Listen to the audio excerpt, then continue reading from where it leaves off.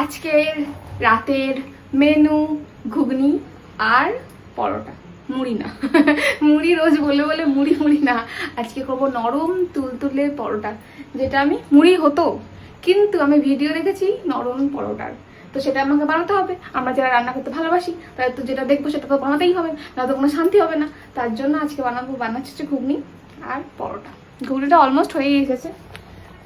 জল, এত জল কারণ হচ্ছে ও ঝোল খেতে খুব ভালোবাসে। মটর দেখা যাচ্ছে না, অনলি ঝোল। যাই হোক, এইটাই ভালো লাগে, এই যে ঝোল ঝোল, আমার তো ঝোল আছে, মটর দেখা যাচ্ছে না। যদি একটুখানি মটর মুখে পড়ে আর একটু সিদ্ধ হতো, জিনিসটা আর একটু সিদ্ধ হতো, হজম করতে সুবিধা হয়। পুরো নরম হয়েছে, আমি মানে ঠিকঠাক বানিয়েছি। আমার খুব মজা যদি আমি পারফেক্ট ভাবে কিছু বানাতে পারি নতুন।